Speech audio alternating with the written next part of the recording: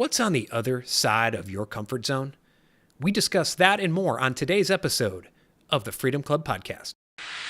Welcome to the Freedom Club Podcast, where we discover the fight for freedom, fulfillment, passion, and purpose. Your host is Curt Mercadante, Gallup certified strengths coach, an agency founder who is dedicated to coaching individuals seeking to level up their life and their businesses. The Freedom Club is about unlocking your talents, turning them into strengths, and crushing your objectives. You can learn more at curtmercadante.com. Welcome to the Freedom Club. And welcome to the Freedom Club Podcast. I am your host, Curt Mercadante. Thank you so much for coming. I'm so happy you're here, and I certainly will not argue with you. If you want to stop by iTunes and leave us a positive rating or review, of course, those are like currency to us. They help us expand our reach around the globe with our message of freedom and fulfillment.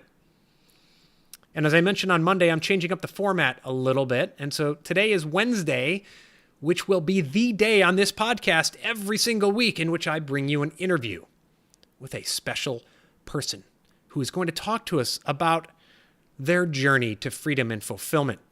And our guest today is someone I had back on this podcast back in January or February. He is the creator of the Epic Dads coaching program. If you're on LinkedIn, you have to know who I'm talking about. It's Fraser Cameron. He's a Kiwi. He's a New Zealander, but he is in the midst of spending a year in France.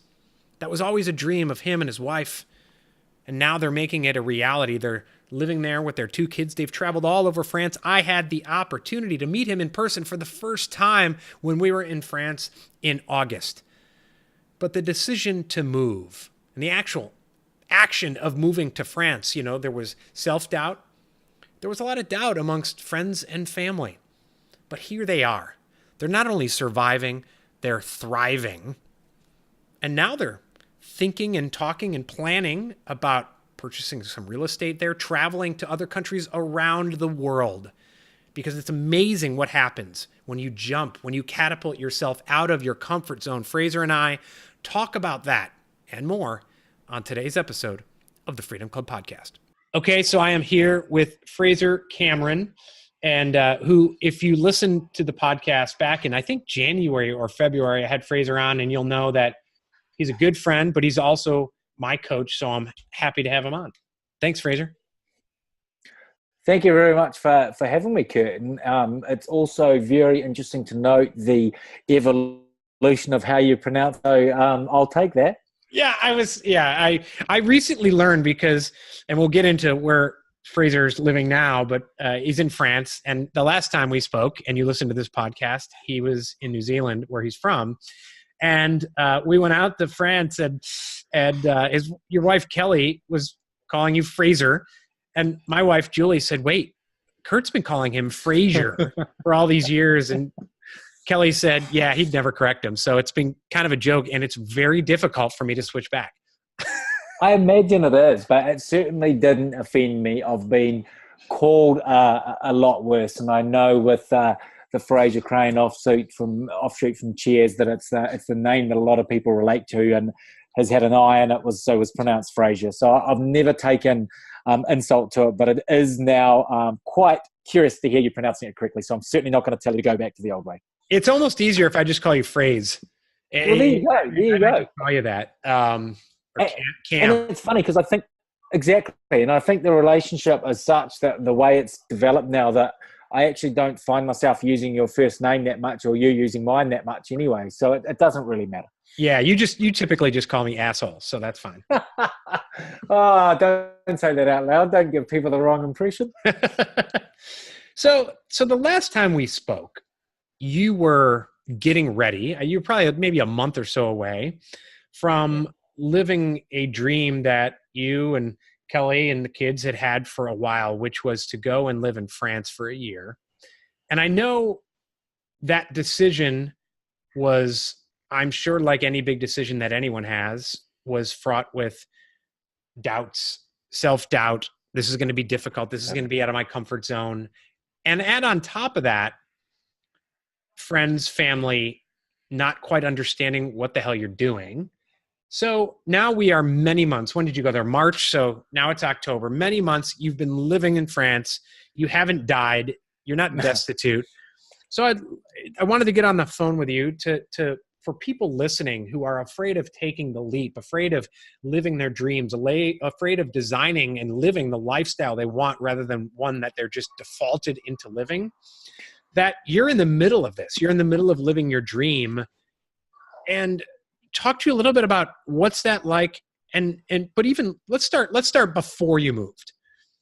Not everyone believed in it. Not everyone believed in you.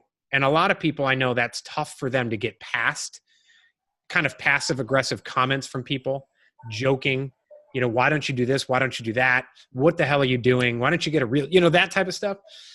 How do you deal with that? How did you overcome that? It's really, really good point. There was a lot of derision. Both sides of the family, people questioning why we would want to do that, how we could make it work, saying, "Oh, you'll be back with the tail between your legs in a few weeks. It won't work."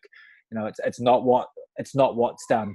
Look, I'll be honest. Probably 90 to 95% of close friends and family had those exact thoughts. Not all of them verbalized them, but we know they were, and it's sort of like it was certainly challenging. But just blocking it out and going, I would rather do it and fail than never know. So I think that overwhelming desire to prove it to ourselves and to actually take that risk far outweighed anyone else's opinion. And I really became so clear to me, Curt, that these people were holding themselves back by their own perceptions, and I would be mad if I let them also hold me back. So it was like, no, I'm actually going to go out there and try it. And if I fail, I fail. And if we come back with our tail between our legs, so be it. But I'm certainly not going to wonder forever, what if? So I think it's about not letting other people's insecurities and fears about taking risks limit and prevent you from taking risks. And, you're not, let's be clear here, you're not like 22 and just taking like a gap year, right? And you don't have, it's not like you have, you're 40, you have a wife, 2 kids, and it's not like you had nothing to risk, right? And so some people might say, oh, well, I'm 43 and I have, rent or a mortgage and kids and everything. So did you, and you made the leap anyways. Yeah, totally. Look, just to correct, purely because sometimes I feel my age, I'm 41, but I'll take the 40. Yeah, totally. Had commitments. We packed up our house. We put everything in storage. We sold one of our vehicles and just kept the other one at families, just because I don't think anyone would want to buy it. It was a bit old. There was a whole lot of reasons why we shouldn't do it. We've got was at the time a 5-year-old and a 7-year-old. Now they're 6 and 8. There was everyone saying you shouldn't do it because of schooling, and you and I feel very similarly about that. So we don't need to go into that. But there was a whole lot of reasons why not. And you're right. It wasn't like I was a 21-year-old with no commitments. There was a whole list of commitments and responsibilities that could easily have kept us here. But now we're over here. I can't believe I put it off for as long as we did. Like, we kept on making excuses to ourselves. The kids were too young, or we've only just got married, all these things that had come up. And now that we're over here, and you realize just how simple and how fun it is, and how, I'll be honest with you, I don't like using the term, but how easy it is to make it happen if you actually wanted to. I question why we didn't do it sooner. Not even if you speak French, right? I mean, we're getting there. Yeah, well, no, we're getting there. We've started lessons, but yeah, we came over here knowing nothing more than hello, goodbye, please, and thank you. Not knowing anyone other than my wife has got a cousin who married a French woman, and they live in Paris, and we've seen them a couple of times. But other than that, nothing. No support network, nothing at all. And it's not always been easy, but it's been so much fun. And there's been, at no point have I thought we've done the wrong thing. At times I've gone, geez, I feel like an idiot because I can't converse in the language, or this isn't like it is back home. But my wife and I went for lunch today and explored one of the local beaches down here, and we're so excited by things, and we're looking at real estate and everything else. And you're just going, this is just amazing. We're living a dream that so many people talk about, but never have the gumption or the courage or the desire to make happen. And we did. And that sense of realization as you with your trips around Europe and everything else you've been doing recently. You can do it. It's actually really simple. You make a decision and you make it happen. And it's interesting because, and I remember some of the discussions when we saw you in France, and it in your mind, it was like, okay, we're going to France for a year. But now when you jump out of your comfort zone and you start working that muscle and that you start stretching it, it becomes the comfort zone. I don't know if it becomes smaller or larger, but you start looking at bigger and better things. So before this year, I had been to Canada, and we were for our honeymoon 17 years ago. But other than that, really traveling around. And here, all of a sudden, we went to, the UK, France, Italy, the Vatican, and then a month later, Egypt. And now I'm like, traveling is so easy. Why the hell did I put it off? And here and my wife is now like, what the hell were we thinking? And we're planning trips for multiple trips for next year and the year after. And you're talking now, it's not just about, we're going to spend a year in France. I mean, you're talking about travels, other parts of the world. You're talking about real estate. So once you start, it's just like, right, it's the 4-minute mile. No one thought they could break the 4-minute mile. And once one man does it, now you got high schoolers breaking it. Yeah, totally. And for me, it's the same thing with the 10-second barrier broken. Oh, it's freakish. And now there's been, I think it's over 100 people that have sprinters that have done it since, and we're now down into the 9.5s. And it's like, once you do something once, it becomes so much easier and simpler to do it again and again and again. And you realize just how much you were restricting yourself with your perceptions of what was possible and what was real and what could happen. And then when you start living on the other side of your comfort zone, you suddenly go, well, actually, what your expectation of what the comfort zone is changes, and your willingness to go back there is drastically reduced. And like you, there's now more trips being planned. We're now talking about where we might want to have a house. What other parts of the world do we want to see? Where do we want to go? And whereas before it was like, oh, yes, we'll just go back home and settle and go back into our old life. Nothing could be further from our minds right now. And it just shows you how quickly that can change once you take that first leap. As you've experienced yourself, you take that first leap, now there's no chance of it ever to what it used to be like. You want more, and you want to push harder, and you want to leap further, right? So final question here. Everyone's version of a year in France is different, right? Their comfort zones are different. A lot of people you and I know, either clients or potential clients, they think too much, for lack of a better term. They analyze first. And I know one question that you ask a lot of potential clients is, or all your potential clients is, think back to the 3 best decisions you ever made. And what I'm sure you've found is the great majority, if not all, list decisions that were made with their instinct or their gut rather than their, quote, rational analytical side of their brain. Yet somewhere along the line, they lost that. And so now they're in a rut because they make every decision with the analytical part of their brain. Totally. Yes. So for someone who's been delaying on whatever their version of a year in France is, but they've been analyzing too much, thinking too much, just saying, use your instinct or gut, it's easy to say. What would you tell someone as a good way to, other than hiring you, of course, what would you tell someone who can't get out of their own way in that regard? Yeah, it's a hard one, and it's not an easy fix. Otherwise, everybody would be living their dreams, and everyone would be living their equivalent of France. But for me, it was that nagging thought that never left me. There was always that romantic notion of going to France and doing something completely different. And no matter what I did, it always came back to that. And I could rationalize the heck out of it and come up with all the reasons why it didn't make sense and why it wouldn't happen. But it still came back.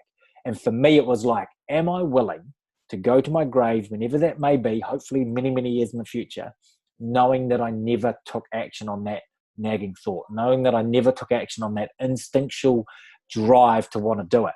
And it was simply like, no, I'm not. I don't want to be full of could have, would have, should have. I don't want to be full of, oh, what might have happened if.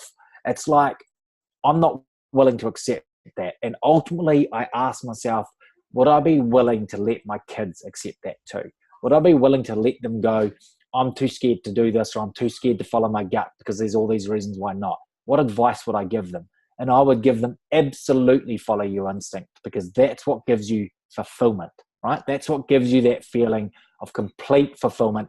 And like you said before, what are the 3 things that have given you the most fulfillment or the most satisfaction, or you look back on, and it's always the instinctual things. It's the decision to marry my wife. It's the decision to have children. It's the decision to go to France.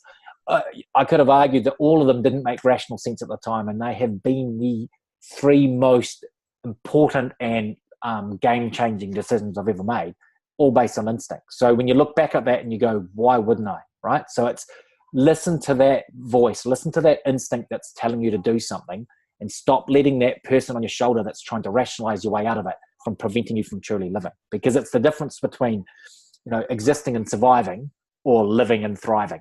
And when you listen to your instinct, when you let it guide you, you're much more likely to be in the thriving and living side of things. So, Fraser, I thank you so much for coming on the podcast. You're an international coach extraordinaire, but of course, you're a very good friend. If people want to learn more about you, find more about your coaching programs, what's the best place for them to go? Look, the best place is to either check me out on LinkedIn or go to my website, which is www.frasercameron, and I'm going to spell that for you, Curt. No I in it.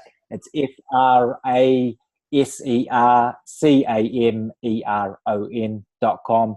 Check me out there. It's got all my contact details. Please, if anyone is, just reach out. Just ask a question either on LinkedIn or via the website.